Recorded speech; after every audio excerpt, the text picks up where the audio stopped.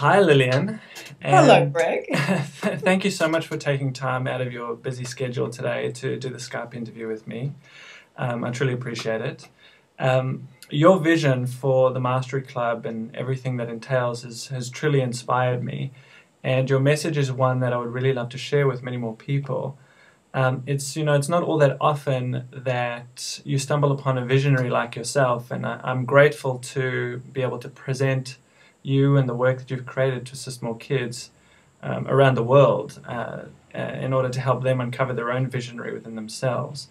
So what I'd love to do with you today is talk a little bit about your story and your background and how you came to develop the Mastery Club.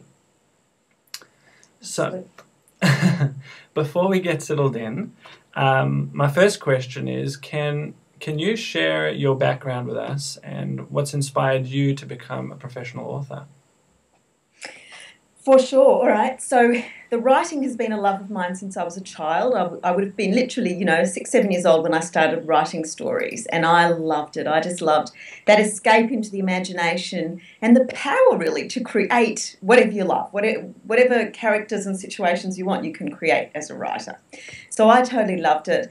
And as a child, I did a creative writing course. Mm-hmm. And we were asked to write a list of words we liked and a list of words we didn't like. And I discovered that I loved words like love and friendship and river and earth and, things like that. And I didn't like words like hate and evil and disgust and despair and guilt and, things like that. So that exercise, that innocent little exercise, planted a seed in my mind that our words have the ability to influence our feelings and our state of mind. Mm-hmm. And I believe that there are studies now coming out to prove this, that literally they bring together groups of people in a room. One group is given very positive sort of language words to look at, someone else is given more negative words, and then they're sent out to do an errand or something, and the group with the positive words responds to that task in a positive, optimistic way, and the group that's been given the negative words responds in a more critical, aggressive sort of a way. Mm-hmm. So it's just, interesting that little exercise planted that seed, that our words influence our feelings and state of mind. Absolutely. Teenager, I started reading my mother's books, which were they had titles like The Power of Your Subconscious Mind and Life and Teachings of the Masters of the Far East. Mm-hmm. Had been through the Holocaust, and she'd had very traumatic childhood, so she had a lot of questions, and she had a very interesting library. And as I read these books about people who declared kind of certain just and then their lives would change, whether it was finances or relationship problems or health problems clearing up. And I just thought, this is magic. So since then, I started to read more of these books and really look into this. And I would try out these affirmations and then look around to see if my world had changed. And, usually it hadn't. And so I thought, oh, it doesn't work, or it just worked in the books. And, it was a bit of a journey until my life hit a really low point where I felt really like a failure in every area of my life, and I was about to separate, from my husband, and kids were fighting all the time, and I'd given up on my dream to be a published author, Mm-hmm. So that was a low point, and I just out of desperation became determined to create a change. And so I went back to really reading those books with a vengeance, and I had tapes going in the car, and I had, books in the toilet, and walking at the park with my dog, and I would do these affirmations and literally count them off on my fingers as I was walking with the dog to make sure I got at least 100 every day. Right. Trying to just really saturate my mind, because I was realising it's a bit silly to say 3 affirmations and expect your world to change. It's really a lifestyle change that's required, and you have to stay in the process until you see the change. So I started to just be more patient, slow down my expectations, and just stay in the process. And in the process of doing that, all sorts of things changed, relationship with the husband back on track, and decided to really follow my heart and put my energy in my writing again. And once I started to do that and really honoured myself, just doors opened and magic began to happen in my life. So I ended up writing the Mastery Club, which is this book here that went on to win a prize and become a bestseller. And I was given free trips overseas, and, all sorts of things happened as writing that book, which seemed to me to say, yes, you're on the right track. So, and I was then sent to question what is magic, like that made me think about that question, and I realised that if we look at our technology today, from the point of view of someone from a very simple society living in an Amazonian jungle or something, it's just all sheer magic, isn't it? Mm-hmm. When we don't understand the laws and principles behind something, we call it magic. Absolutely. Landing a man on the moon or whatever, there's laws and principles behind that magical result, you know. And in our lives, when we transform our lives, there are laws and principles. Mm-hmm. Became, I guess, a devotee of laws and principles, you know, and studying it and applying it. And there's more I can tell you, but that's probably enough at the moment. I'll let you back over to you. That's great. Thank you for sharing. I mean, your journey and where you've got to so far, and obviously, you know, you've written these two wonderfully practical and imaginative stories, both of which I've read and I love them. And even though they were specifically, from what I understand, catered towards a younger demographic, these books, I know, because I've read one of them and I know I've spoken to you before, have impacted many adults as well, because of the principles that you've been able to relay through the stories. So I guess my question is, where did you get the idea to write the stories the way you wrote them? Great question. All right. So you could say that as I was reading all of these books about the mind and consciousness and, you know, our potential and all that sort of stuff, I was becoming a young parent too. And I was wanting to get these ideas to my children. So I was sort of starting to think about how do you explain this stuff to kids. And then I was reading the Harry Potter books to my son when he was 9. Mm-hmm. And I just watched he and his friends, you know, playing with their cloaks and their wands and, you know, they're doing this magic, Expelliarmus and, you know, all their spells and everything. And I was thinking, wouldn't it be great if these kids knew they could do magic for real? And so I started to play with the idea of a child who's into magic, fantasy magic, and a child who's been brought up studying universal laws and these principles of the mind, and imagining them coming together, and the child with the more scientific understanding about these laws teaching the other one, you know. And so the title came to me, The Mastery Club, and that title stuck around for about 8 years before I really got the story going. I had one idea to begin with that I kept trying to write that just wouldn't go, and I kept just abandoning it. Mm-hmm. One day, this Nina character, the green-haired girl on the cover, just kind of came through. You know, I just wrote this thing and then looked at it and went, that's not part of my original story, and put it aside. But the other story wouldn't go, and so finally I thought, all right, what do you want? You know, where are you going? And so I took it back and kept typing. And within a couple of pages, I just saw how all my plans for this book were going to fall into place. You know, they were going to all kind of unfold with this character who just turned up, you know, and said, Fantastic. This is how it's going to go. Fantastic.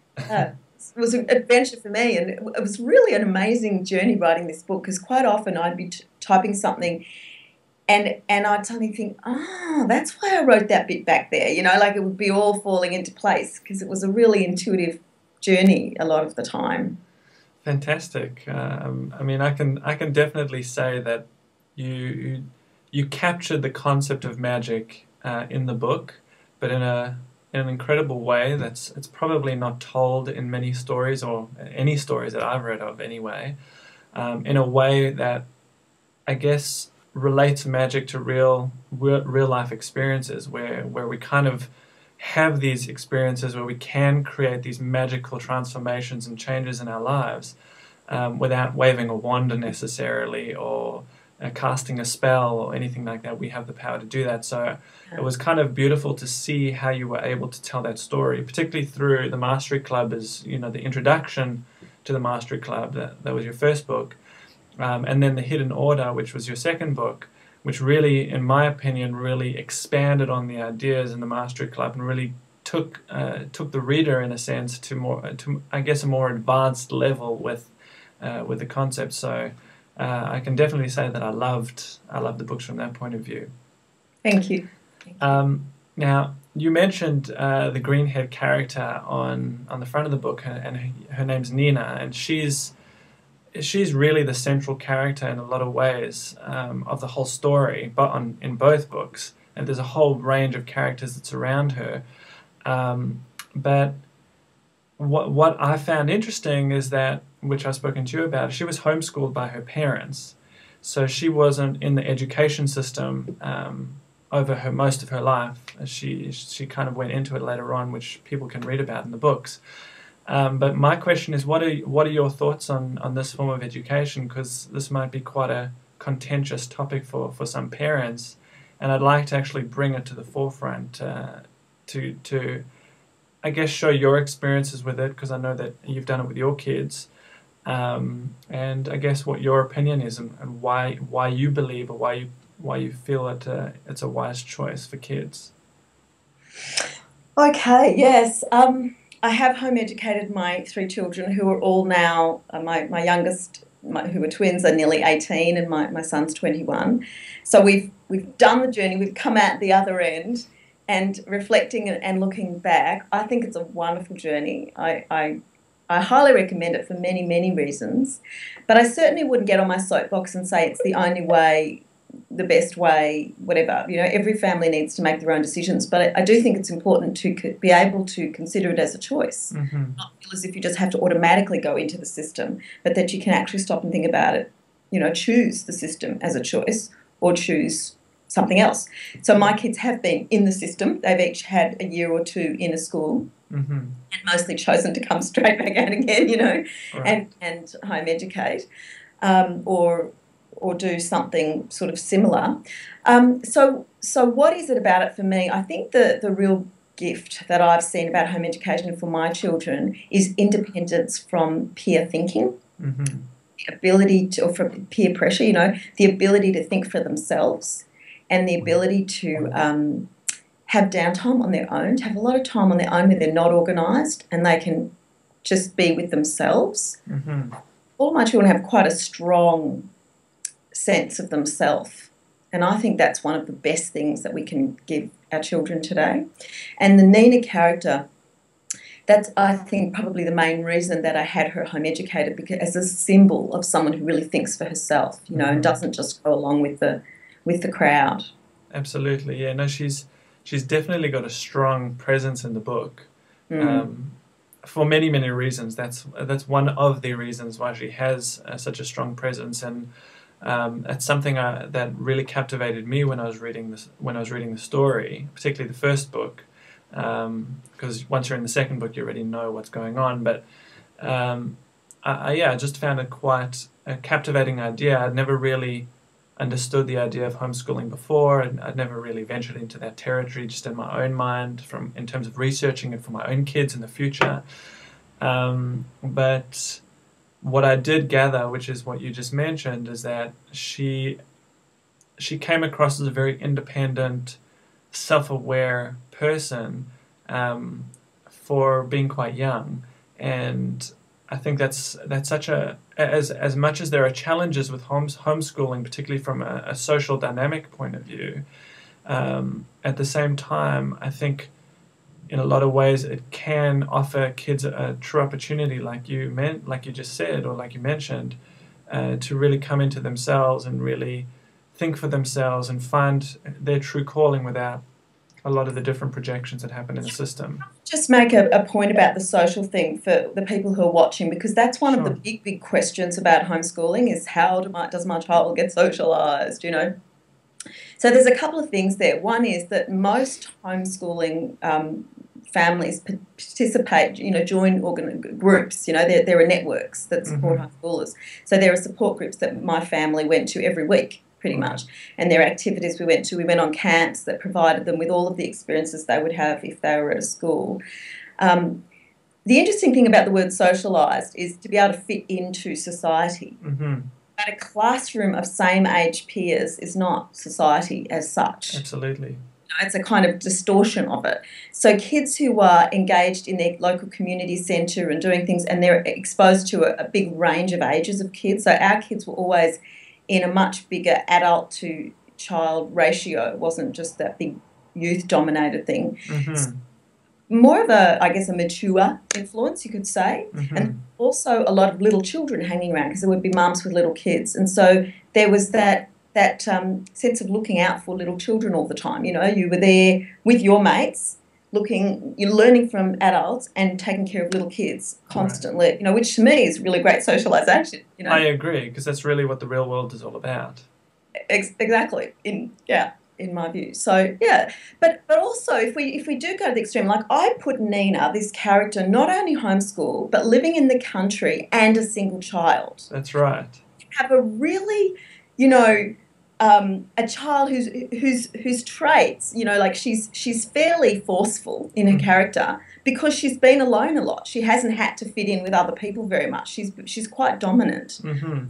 There's a downside to it, you know, that she's a bit pushy and all that sort of thing. But as well, so there's a pro and a con, you know, and she's learnt how to deal with her loneliness and her aloneness. Mm-hmm. There was a family of homeschoolers who lived down the road from us when my kids were little, who were they were more Christian homeschoolers, right? So we were more secular and they were more kind of the religious thing, and they have very different sort of lifestyle and approach to us. There's as many different approaches as there are families doing it. Mm-hmm. And families really do withdraw from society a bit, you know, and I think that's fabulous. And I want to name that and say that we need that diversity in society, you know, and some of our greatest inventors and leaders are people who are outside looking in, you know, or they made observations that we don't make often when we're in the middle of a, you know, a group, you know, like we're in the system.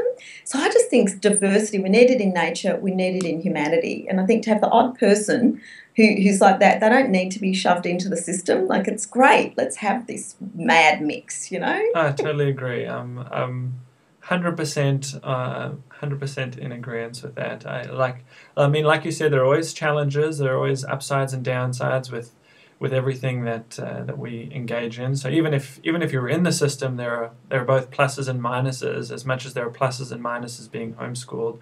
But it was great that you've shared your experiences, and particularly about the socializing aspect, because a lot of parents would go, well, what about my kids and how they're going to spend, you know, how they're going to connect with their friends, and so it's great for them, for those of them who are watching right now, because that might allay some of those fears or some of their concerns about their kids not getting the right, according to them, the right connections. So it's great that there are other ways of working around that particular challenge when it comes to homeschooling. So thank you for sharing that. That was incredibly useful. Good. Now, my next question is more about some of the concepts that underpin the book. So it seems that there is like a really strong focus in both books about the concepts of universal laws and principles. Now, what I wanted to know is, why do you believe that these laws or principles are useful when it comes to teaching kids to achieve their dreams? So why have you added them into the story, really as vehicles to help these kids achieve what they want? Why is it important, in other words? Okay, a few reasons. One reason that I've really put a lot of this stuff in is I don't like mystery very much.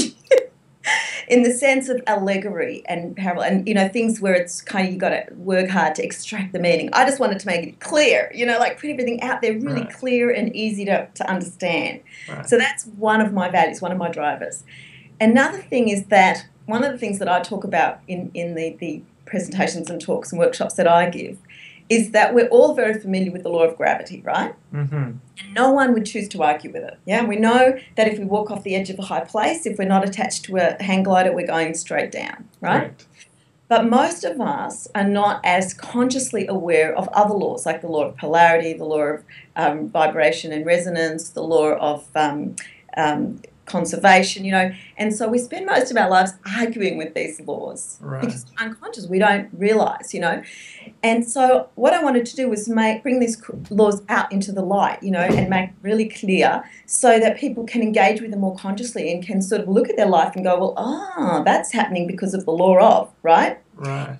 Because this is a law, it's not a fad, it's not someone's opinion, it's not a, you know, coming and going thing. This is universal. It's for everyone, all time, all places, you know, and so you can't argue with these laws. And when you take some of these laws and you kind of follow them all the way through, they can lead you to some very confronting places. Mm-hmm. And at that point we go, well, maybe the law doesn't work there. You know? accept that. We have to remind ourselves, but it's a law, you know, it's universal, it must. And so we go look for, you know, so in the hidden order, we consider that life appears to be broken and things are wrong and mistakes happen and, you know, everything's disastrous and, you know, and then we go, well, hang on, there's an order. This is law-bound, you know, so therefore it's actually our perception that's broken rather than the world, you know. What are we not seeing? And the idea behind the book is to really inspire people to go looking, you know, and see if they can see these orders and see these laws, because in that way they empower themselves to just live more centred, I think, more balanced, more centred. Fantastic. Yeah.